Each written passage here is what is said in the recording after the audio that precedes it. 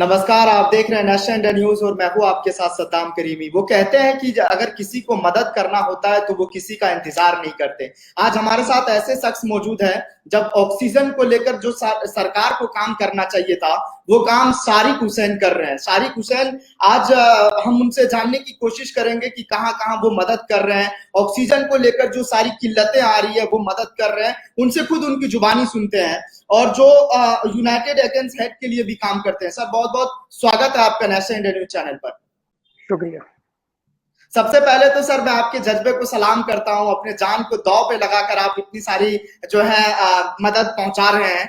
मैं आपसे समझने की ये कोशिश करूंगा कि आप जो इतने हिम्मत जुटाए हैं, हिम्मत कहां से आया है सर? लोगों की मदद कर रहे हैं रात के अंधेरे और दिन के उजाले में। देखिए सर, जब काम करने का जज्बा होता है तो हिम्मत खुद ब खुद आ जाती है, और जब लोगों की दुआएं होती हैं साथ में तो काम करने का मजा और जो परेशानियां आती हैं, जो रुकावटें आती हैं, वो सब खुद ब खुद जो है वो आसान होती चली जाती हैं। और मैं एक चीज और मुझे बताइए, और जो दर्शक आपको देख रहे हैं इस वक्त उन्हें भी आप जरा समझाइए कि आपने इतने सारे, क्योंकि जो काम सरकार को करना चाहिए था वो काम आप कर रहे हैं, और उसके बाद कहां कहां से आपको फोन आया, कहां कहां आप मदद किए, और उसके बाद जो है आपके मतलब चेहरे से ये लग रहा है कि आप रात में सो भी नहीं पा रहे हैं। सर मैं आपको बताऊं, आज 5वां दिन है, और आप यकीन मानिएगा, अभी मैंने आपसे एक बात कही कि जब लोगों की दुआएं होती हैं साथ तो हर काम आसान हो जाता है। मुझे आज 5 दिन हो गए जागे हुए। मतलब एक सेकंड के लिए जो है मैं सोया नहीं हूँ, एक दिन के लिए मैं लेटा नहीं हूँ। मैं कंटिन्यू लगा हुआ हूँ, कंटिन्यू मैं लोगों के पास जा रहा हूँ, उनके घर जा रहा हूँ, जहाँ जहाँ वो रहते हैं। मैं अपने घर के बाहर से मैंने जो है मतलब पूरा मतलब यहाँ सिस्टम मैंने लगाया था ऑक्सीजन गैस का, जो मैं लोगों को दे रहा हूँ। मेरे साथ मेरे जो वॉलंटियर्स हैं वो तकरीबन कम से कम इस वक्त 50 वॉलंटियर्स मेरे साथ काम कर रहे हैं, जिनको मैं सब जगह मतलब भेज रहा हूँ। सिलेंडर लेने जा रहे हैं, और फिर जो है वो गैस हमारे यहाँ से रिफिल करके जो है वो छोड़ कर भी आते हैं। तो इस लेवल पे मैं काम कर रहा हूँ। मैंने छोटा सा काम शुरू करा था सिर्फ जामिया नगर से, कि भाई जामिया नगर में अगर किसी को ऑक्सीजन की कोई दिक्कत आती है या उसके अलावा अगर कुछ हॉस्पिटल से रिलेटेड कोई दिक्कत आती है, उनके लिए हाजिर हूँ।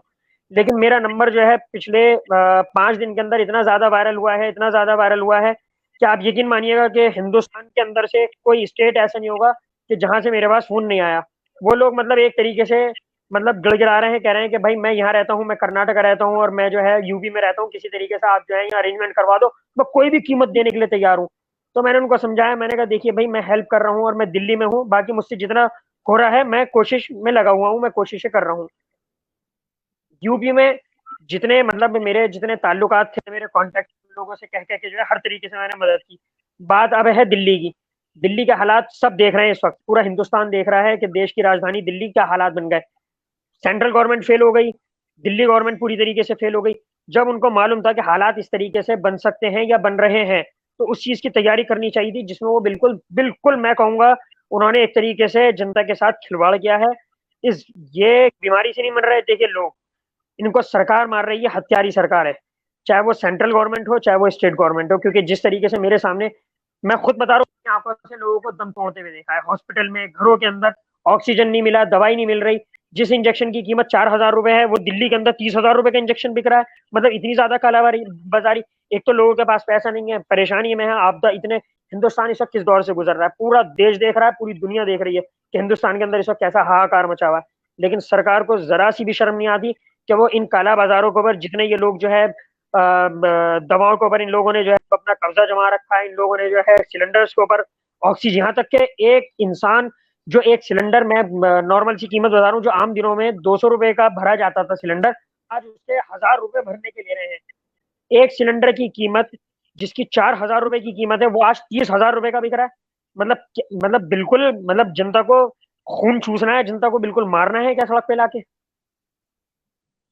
बिल्कुल निश्चित तौर पे जो आपने जिम्मेदार सरकार को ठहराया, सरकार हर वक्त सवालों के घेरे में रहते हैं। लेकिन मैं एक चीज और आपसे समझने की कोशिश करूंगा, क्योंकि इससे पहले जो है मुसलमानों को किस तरह से कोरोना बम कहा गया, तबलीगी जमात को लेकर बदनाम किया गया, लेकिन आज वही शारिक हुसैन आज लोगों की मदद कर रहे हैं। वो मनुवादी मीडिया जुबान तक नहीं खोलते हुए नजर आ रहे हैं। देखिए, मनुवादी मीडिया का काम क्या है, उन्होंने देश में सिर्फ नफरत फैलाई है, और वो आज भी पूरी कोशिश कर रहे हैं कि किसी तरीके से कुछ उनके हाथ लगे और वो पूरी तरीके से मुसलमानों की छवि जो है वो मुसलमानों को ऐसा साबित कर दें, जिस तरीके से उन लोगों ने मुसलमानों को कोरोना बम बता दिया, उन्होंने मुसलमानों को क्या क्या नहीं बताया। लेकिन आज मैं आपको बता रहा हूँ, सबूत दे दूंगा कि मेरे पास आज मुसलमानों ज्यादा ऑक्सीजन लेने के लिए मेरे हिंदू भाई आ रहे हैं, मेरी हिंदू बहनें आ रही हैं। आप यकीन मानिएगा, मेरे पास मतलब जो बिल्कुल ए क्लास के लोग हैं, नोएडा के, गाजियाबाद के रहने वाले, यहाँ तक कि कल सुबह 4 बजे मेरे पास बुलंदशहर से 3 लेडीज आती हैं। वो कहती हैं कि हमारे पास इतना ऑक्सीजन नहीं है कि हम अपने बाप को जो है हम बचा लें। वो मेरे पास 50 लाख की गाड़ी से चलकर आती हैं, क्या लेने के लिए? सिर्फ एक ऑक्सीजन, सिर्फ एक ऑक्सीजन। तो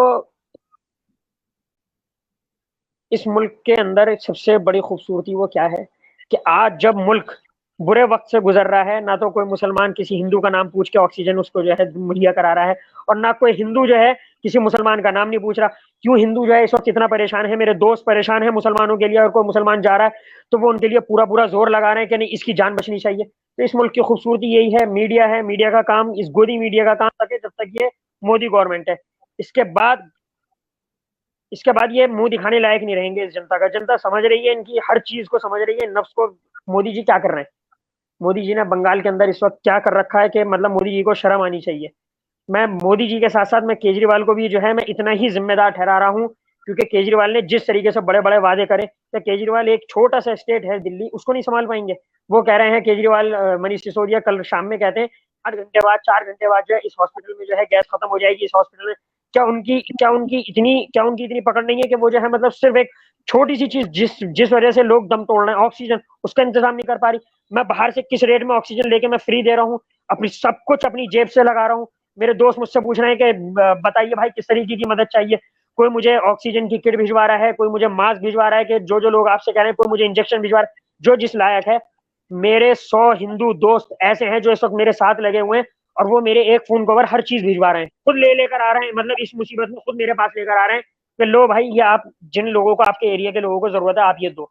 क्यों क्यों वो नाम नहीं पूछ रहे? क्यों वो शारिक भूल गए? क्यों वो जामिया नगर को, जिसको आतंकी गढ़ कहा गया है, इसी मीडिया ने इसी मीडिया ने जामिया नगर की क्या छवि बना रखी है पूरी दुनिया के अंदर सब जानते हैं। लेकिन आज नोएडा, गाजियाबाद, मेरठ, बुलंदशहर से कल रात मैं 100 लोगों के नंबर में आपको दे दूंगा, आप उनसे बात कर लीजिएगा कि वो मेरे पास कल रात आए, और उनमें से बहुत बड़ी तादाद में लोगों ने ये कहा कि भाई, हम जामिया नगर, बटला हाउस को हम जिस नजरिए से देखते थे, आज वो गलियों में आए हैं। कल मैं सहरी कर रहा था, तो कल वो मेरे पास आए, मेरे पास बैठे मेरे घर पर, कहने लगे कि मीडिया ने जिस तरीके से छवि बना रखी थी, उनके आंसू निकल गए कि आप लोग किस लेवल पे काम कर रहे हो कि हम सब कुछ हमारे, मतलब हम सब भूल गए कि क्या छवि थी ओखला जामिया नगर की, और आज आप किस तरीके से खड़े हो। तो वो कौन लोग थे? तो इस देश की खूबसूरती यही है, मीडिया को चाहिए कि अब इन सब चीजों से दूर हटकर अब जो सरकार की नाकामियां हैं उनको जो है जनता के सामने लाएं, और जिम्मेदारी के साथ जो है जिम्मेदारी ली जाए।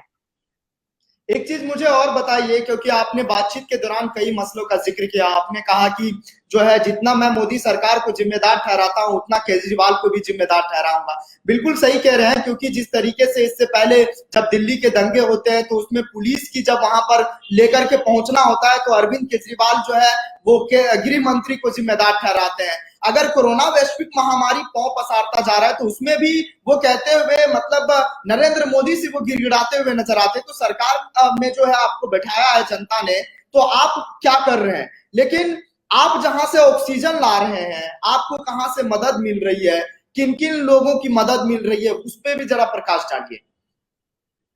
देखिए, मैं आपको बताऊं, अरविंद केजरीवाल ने जिस तरीके से बड़े बड़े वादे किए हैं, हमें वो वादे नहीं चाहिए। जनता की जो जान है, जान से बड़ी कीमत में कुछ नहीं मानता, ठीक है? हमें मत दीजिए आप 200 यूनिट फ्री मत दीजिए, लेकिन जो उनके राइट्स हैं जनता के, कम से कम वो तो मिलने चाहिए। क्या मतलब, आज एक इंसान की पूरी जान एक सिलेंडर, एक 10 लीटर के सिलेंडर के अंदर बच गई। क्या दिख नहीं रहा था अरविंद केजरीवाल को ये सब?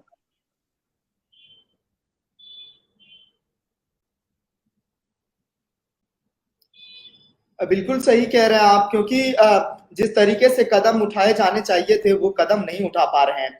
आखिर में कुछ हमारे चैनल के माध्यम से मौजूदा सरकार को और उसके बाद जो है अरविंद केजरीवाल को कुछ कहना चाहेंगे? देखिए, मैं आपको बताऊं, अरविंद केजरीवाल ने जिस तरीके से बड़े बड़े वादे किए हैं, हमें वो वादे नहीं चाहिए। जनता की जो जान है, जान से बड़ी कीमत में कुछ नहीं मानता, ठीक है? देखिए, जिम्मेदारी लेते हुए इन लोगों को जिम्मेदारी लेते हुए देश की जनता से माफी मांगनी चाहिए, ना कि ये कहना चाहिए कि 8 घंटे बाद और 4 घंटे बाद इस हॉस्पिटल में जो है ऑक्सीजन खत्म हो जाएगा और इस हॉस्पिटल के अंदर जो है दवाएं खत्म हो जाएंगी और हाहाकार मच जाएगा। कल ये शाम का मनीष सिसोदिया का 8 बजे का ट्वीट है, 7 बजे का, कि वो कहते हैं कि 8 घंटे बाद जो है कल सुबह जो है हाहाकार मच जाएगा दिल्ली के अंदर। तो क्या मतलब एक एक चीफ मिनिस्टर की, एक डिप्टी चीफ मिनिस्टर की ये अल्फाज उनको शोभा देता है? वो ये कहे कि 8 घंटे बाद जो है हाहाकार मच जाएगा, 8 घंटे बाद जो है, 4 घंटे बाद जो है गैस ऑक्सीजन नहीं मिलेगा तो दिल्ली का हालात जो है वो दुगने बदतर हो जाएंगे। उनको माफी मांगनी चाहिए और पूरी जिम्मेदारी के साथ जो है लेते हुए जल्द से जल्द जो है हर चीज जो है यहाँ मुहैया कराई जाए दिल्ली में। चलिए, बहुत शुक्रिया हमसे बात करने के लिए, आपने मुझे महत्वपूर्ण समय दिया। तो ये हमारे साथ शारिक हुसैन थे, जो लगातार जो है दिल्ली में मदद कर रहे हैं, लोगों को ऑक्सीजन पहुंचा रहे हैं और हर धर्म के लोगों को, खास बात ये मैं बता दूं शारिक हुसैन का, जो हर धर्म के लोगों की मदद कर रहे हैं। तो इसी तरीके से शारिक हुसैन आप मदद करते रहिए और लोगों की दुआएं लेते रहिए। आपके जो है जज्बे को मैं दोबारा सलाम करता हूं, आपके हिम्मत को सलाम करता हूं। बहुत शुक्रिया हमसे बात करने के लिए, आपने मुझे महत्वपूर्ण समय दिया। ये वीडियो अगर आपको पसंद आया हो तो इसे लाइक करें, कमेंट करें, शेयर करें और हाँ, हमारे चैनल को सब्सक्राइब करना ना भूलें ताकि देश विदेश से जुड़ी खबरें आप मिस ना करें, क्योंकि कोरोना काल में 2 गज दूरी, मास्क है जरूरी।